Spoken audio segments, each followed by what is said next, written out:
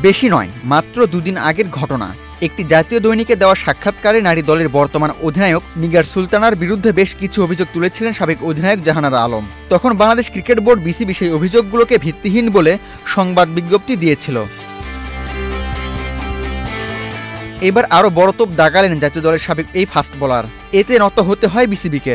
বৃহস্পতিবার একটি ইউটিউব চ্যানেলে দেওয়া সাক্ষাৎকারে জাতীয় দলে খেলার সময় যৌন হয়রানির অভিযোগ তুলেছেন জাহানারা। তার অভিযোগ, জাতীয় নারী দলের সাবেক নির্বাচক মঞ্জুরুল ইসলাম এবং নারী বিভাগের সাবেক ইনচার্জ প্রয়াত তৌহিদ মাহমুদ তাকে যৌন হয়রানি করেছিলেন। এছাড়া তার ক্যারিয়ার ধ্বংস করে দেওয়ার পেছনে জাতীয় দলের সাবেক ও বর্তমান কয়েকজন কোচিং স্টাফ এবং খেলোয়াড়ের ভূমিকা ছিল বলেও দাবি করেছেন তিনি। Gold's Gym across 30+ countries with over 700+ locations worldwide. Train anywhere, belong everywhere. এরপরে নড়েচড়ে বসেছে বিসিবি।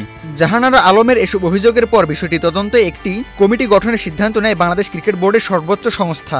বৃহস্পতিবার রাত 11:15টায় পাঠানো সংবাদ বিজ্ঞপ্তিতে বিসিবি জানায়, জাতীয় নারী ক্রিকেট দলের এক সাবেক সদস্যর করা অভিযোগে দলের সঙ্গে কিছু ব্যক্তির অসদাচরণের উল্লেখ রয়েছে। বিসিবি জানিয়েছে, অভিযোগগুলোর সংবেদনশীলতা বিবেচনা করে একটি তদন্ত কমিটি গঠনের সিদ্ধান্ত নেওয়া হয়েছে। কমিটি আগামী 15 কার্যদিবসের মধ্যে প্রতিবেদন ও সুপারিশ জমা দেবে। ক্রিকেট বোর্ড বিষয়টিকে সর্বোচ্চ গুরুত্বের সঙ্গে বিবেচনা করছে এবং তদন্তে প্রাপ্ত তথ্য অনুযায়ী প্রয়োজনীয় ব্যবস্থা নেবে। এই বিষয়ে জাহানারার পাশে থাকার আশ্বাস জানিয়েছে ক্রিকেটারদের সংগঠন cricketers welfare association of Bangladesh, COAB. নারী ক্রিকেটের জাতীয় পর্যায় থেকে শুরু করে সব পর্যায়ে এই ধরনের ঘটনা আরও গভীরভাবে খতিয়ে দেখারও দাবি করছে সংস্থাটি। 2011 সালে জাতীয় দলের হয়ে অভিষেক হয় জাহানারার। গত বছর ডিসেম্বর মাসে আয়ারল্যান্ডের বিপক্ষে সিরিজে সর্বশেষ বাংলাদেশ দলের হয়ে খেলেছিলেন তিনি। বর্তমানে তিনি অস্ট্রেলিয়ায় অবস্থান করছেন।